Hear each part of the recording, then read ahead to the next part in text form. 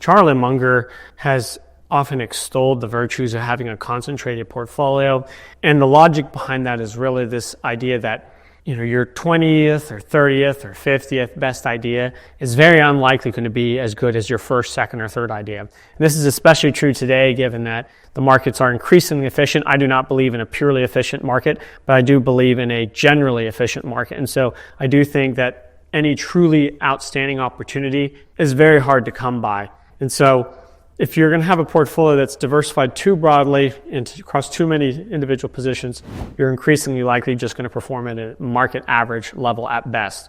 And so I do agree that he has a lot of virtue in concentrating a portfolio, especially if you take the time to really know what you're doing. And so if you just have a couple really good ideas you have a lot of confidence in, then sure, it can make sense to have a highly concentrated portfolio. Personally, with my approach, because I'm a small investor, I'm Charlie Munger, who has direct access at all times to the board, who can make all these recommendations, and they're going to pay high attention. I'm going to even take a controlling stake or even buy out the company altogether. I do diversify some just to mitigate the management risk, and I do also like to diversify because I like to let market volatility serve me and actually accelerate my compounding process. If I only had one or two stocks, I really couldn't do that. I just have to hold it and let it run. But if I have, say, a portfolio of 20, 25 stocks, which I typically do, at all times, some are going to be in favor, some are going to be out of favor. And so I tend to take advantage of that by trimming some of my positions that are going up really fast and perhaps even selling them altogether if they get above my fair value estimate, taking the proceeds and reinvesting them in other opportunities in my portfolio that are undervalued. And so in that sense, I let volatility serve me. I can do a constant capital recycling program as opposed to just riding and dying with 2 or 3 highest conviction picks. Again, it also reduces some of my downside risk from management not following through on what they're going to say they're going to do, because I just don't know the management quite as well as someone like Charlie Munger, or at the very least, I don't quite have the influence on them and the clout behind me as someone like Charlie Munger would. But, I think there's a lot to be said for his approach. It keeps things simple and can lead to phenomenal long-term returns, as his own track record attests to. So with that in mind, I'm going to do an exercise in today's video, a thought experiment, that if I could only hold 3 investments for the rest of the 2020s, which would be about the next 5 years through the end of 2029, which 3 would I hold? Before I get into which 3 videos these are, if you could please subscribe to my channel, you can get all my future content, all my latest dividend analysis, ETF, CEF analysis, as well as my thoughts on broader sectors in the high yield space and stock market in general. Thank you so much. Okay, so before I decide on which these 3 are, I need to decide what is going on over the next 5 years. What do I think are going to be the major trends? And in particular, what are the big risks? Because if you're going to concentrate a portfolio, you really need to be extra careful about the downside, guarding against the downside, because if 1 or 2 of your positions go poof, that's a huge portion of your wealth, and it's going to put a lot of weight on that third idea to generate, Nvidia or Bitcoin-like returns to really still produce those outsized returns that make a concentrated portfolio worthwhile. And so as I think about the next 5 years, the biggest single risk I can think of is that communist China is going to start a war that will involve the United States, in particular invading a country like Taiwan. The reason this is such a big risk is because the Chinese military has been building up their military extremely rapidly in recent years at a pace that has shocked even United States intelligence analysts.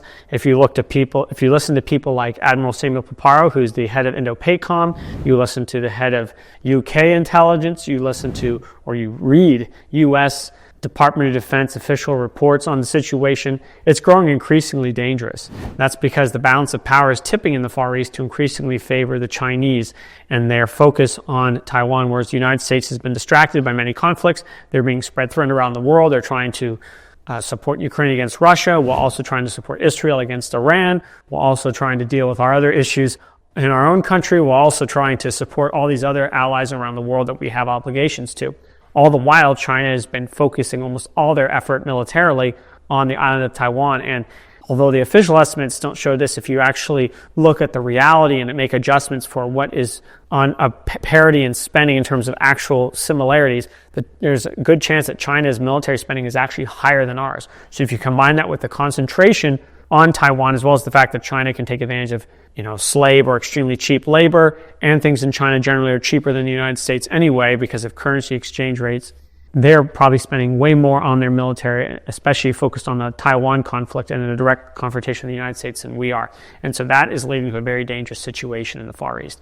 And so if that war were to break out, especially if the most advanced semiconductors suddenly became inaccessible, or at least in very rare supply in the United States and across really the global economy because Taiwan was under siege, that would likely plunge the world into a depression. In fact, the Rand Corporation recently did an analysis that showed that global GDP would likely contract very sharply, and so would the United States, and China's would obviously fall even more.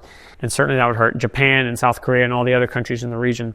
And so that would be a catastrophic outcome, not to mention the humongous loss of life that would result, the humongous loss of hardware on both the United States and China's side. Virtually all war games show that regardless of who wins, both sides are going to suffer immense losses.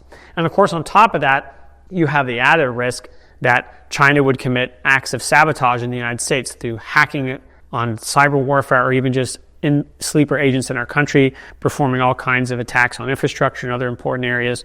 Of course, the United States probably could do the same thing to China using various means, but regardless, it would be a devastating conflict. And then, of course, if China did win the war, at the very least, if there was some kind of agreement made that shattered global confidence in the U.S. military's ability to maintain the peace and maintain the rules-based order, there's a good chance the U.S. dollar's status as the reserve currency of the world would be diminished, if not altogether eliminated, and that could lead to hyperinflation in the United States. And so that's another potentially really horrible outcome. So for all those reasons, my first pick would be gold, or at least a basket of precious metals to include gold, because gold is a great hedge against all those kinds of horrific outcomes. But even if they don't come into play, I do think gold still has a pretty favorable outlook over the next 5 years due to runaway deficit spending, increased central bank buying around the world, and just the fact that we have a situation where the Fed is trying to cut rates. That's also generally very bullish for gold. And so I'm bullish for gold regardless of what happens, but especially as a hedge against a worst case scenario on a highly concentrated portfolio. What would my other two picks be? Well, Enterprise Products Partners is one. That's probably no surprise to you because, again, it has an A- credit rating, which is the strongest in the midstream space, has a well-diversified, well-positioned business model that Morningstar gives it a wide moat rating for. It has excellent management that's well aligned with me as an investor, with insiders owning about a third of the equity. Attractive distribution yield of about 6.5%, plus a roughly 5% expected growth rate for the foreseeable future per year. And so you put that all together, it's a great opportunity. The other pick I would do is BSR REIT, and that's a multifamily Class B REIT that trades at a very steep discount to its net asset value. It's focused in Texas and some surrounding markets that have very strong long-term population growth, very favorable business environment from the government, and has an attractive dividend yield, and insiders own a lot of the equity. And so I think that it has a long-term attractive growth potential with a nice dividend, nice upside potential, and valuation multiple expansion. Insiders are aligned, strong balance sheet, defensively positioned business model. And while it's the highest risk of the three, it gives me significant upside potential. So there you have it. Those are my three picks. If I can only have three for the next 5 years, let me know in the comments below what you think of these ideas. And don't forget to subscribe to my channel and like the video. Thank you so much. See you next time.